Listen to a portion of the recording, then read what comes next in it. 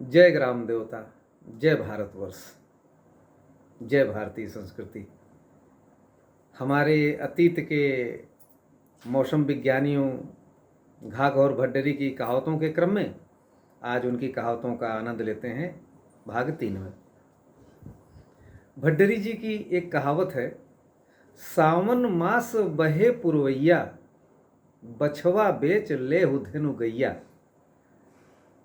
उनका इसका आशय है कि श्रावण के महीने में यदि पूर्व हवा बहती है तो किसानों को उनका संदेश है पूर्वानुमान के आधार पर कि यदि सावन के मास भर पूर्व हवा बहती है तो इसका स्पष्ट संदेश है, स्पष्ट लक्षण है कि बारिश नहीं होगी, सूखा पड़ेगा।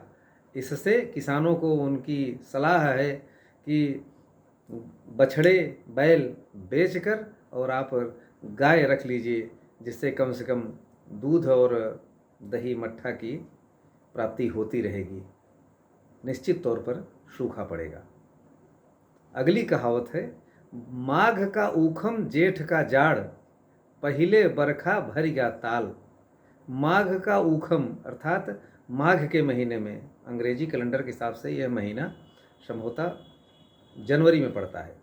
तो कहने का आशय है उनका कि माघ के महीने में यदि गर्मी पड़ती है, जनवरी के महीने में माघ का महीना सर्दी का कहा गया है, अगर उस महीने में भी गर्मी का एहसास होता है और जेठ का महीना अंग्रेजी कैलेंडर के हिसाब से मई में पड़ता है, जेठ के महीने में अगर सर्दी लगती है तो आप ये समझ लीजिए। और तीसरे लक्षण कि पहली मानसून की बारिश में ये अगर घनघोर बारिश हो जाए, ताल तलैया सब भर जाएं, तो इसका स्पष्ट लक्षण है कि कहाँ घाघ हम होब वियोगी, कुआं के पानी धोइहें धोबी।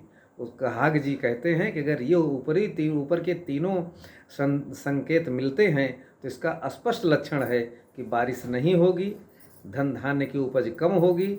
इससे कहाँ घाघ हम होब वियोगी, अर्थात हमें परिवार से दूर जाना पड़ेगा रोजी रोटी की तलाश में, और बारिश नहीं होगी। इतनी बुरी स्थिति हो सकती है कि कुआं से पानी निकालकर धोबी कपड़ों को धो लेंगे। इनकी अगली कहावत है, उल्टे गिरगिट ऊंचे चढ़े, उल्टे गिरगिट ऊंचे चढ़े, बरखा होए भुई जल बुड़े। अर्थात गिरगिट अवधी भाषा में, अपभ्रंश में उसे गिटगिटान कहते हैं। तो गिरगिट यदि पूंछ की तरफ से पेड़ पर चढ़े, दीवार पर चढ़े, कहीं भी अगर पूंछ की तरफ से चढ़ता है तो इसका स्पष्ट लक्षण है कि इतनी घनघोर बारिश होगी, चातुर्मास में इतनी घनघोर बारिश आने वाले समय में होगी कि पूरी धरती जलमग्न हो जाएगी, जिससे कि खेती किसानी के लिए अनुकूल बारिश का प्रभाव होगा और खेती भरपूर होगी, फसल भरपूर होगी। इनकी अगली कहावत है, दिन को बादल रात को तारे, चलो कंत जहाँ जीवें बारे। दिन के बादल अर्थात दिन में यदि मानसून के समय चातुर्मास में दिन में आसमान में बादल घेरे हों और रात को आसमान साफ हो जाए, तारे टिमटिमा रहे हों, एकदम आसमान स्वच्छ हो जाए, बादल छट जाएं, तो इसका स्पष्ट अर्थ है कि बारिश नहीं होगी, खेती किसानी प्रभावित होगी, अन्न की उपज कम होगी, अर्थात सूखा पड़ सकता है। तो चलो कंत जहाँ जीवें बारे, पत्नी अपने पति से कह रही है, कंत पति को कहा जाता है, चलो कंत जहाँ जीवें बारे। तो पत्नी अपने पति से कह रही है कि चलो हे श्रेष्ठ, हे पतिदेव, चलो कहीं और चलते हैं जहाँ पर जीवे बारे, बच्चों का जीवन सुगमता पूर्वक चल सके, क्योंकि यहाँ अब सूखा पड़ेगा, धन धान की उपज नहीं होगी, इसलिए अभावग्रस्त स्थिति होगी।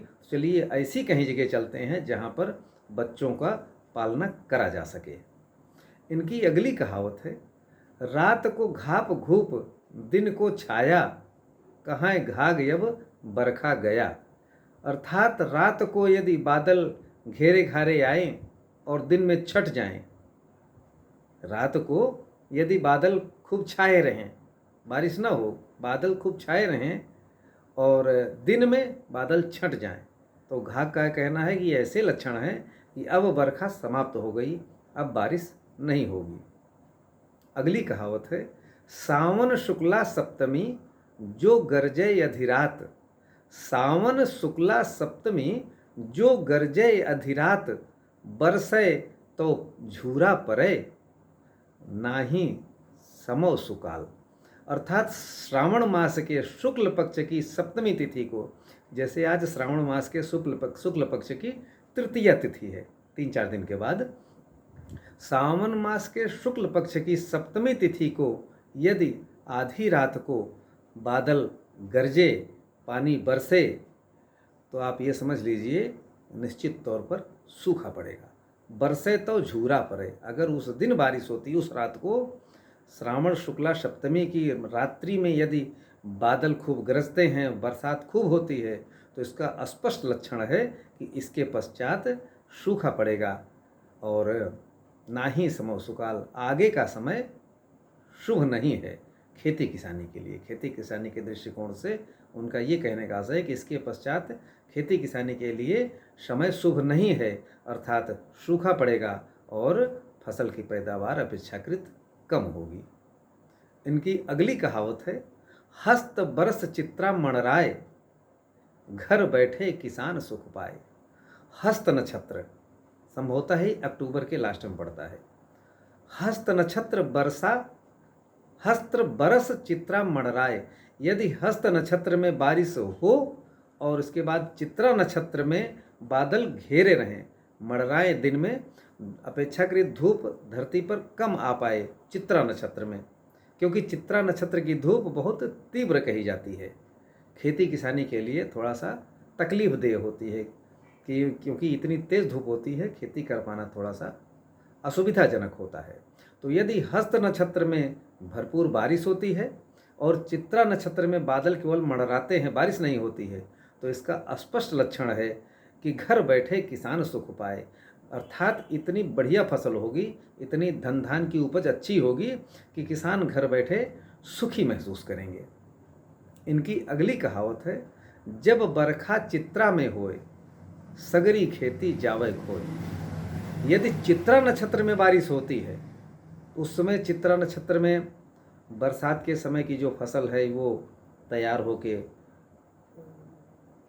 खेत से कट के घर में आ रही होती है और अगली फसल की तैयारी के लिए खेत तैयार किए जा रहे होते हैं। तो यदि चित्रा, ये संभवतः नवंबर में पड़ता है, प्रारंभ मध्य नवंबर में, तो उस समय यदि चित्रा नक्षत्र में बारिश होती है तो इससे ये वाली फसल भी नष्ट होती है और अगली फसल के लिए खेती तैयार नहीं हो पाती है। तो उनका ये कहना है कि जब बरखा चित्रा में होए, सगरी खेती जावे खोए। यदि चित्रा नक्षत्र में वर्षा होती है तो फिर सगरी खेती नष्ट हो जाती है। इधर की फसल जो तैयार होकर कट के आ रही है वो सड़ने का चांस रहता है, डर रहता है, और आगे आलू, मटर, गेहूँ, इन सब के लिए खेतों की जो तैयारी हो रही होती है वो भी पिछड़ जाता है। तो उनका कहना है, जब बरखा चित्रा में होए, सगरी खेती जावे खोए।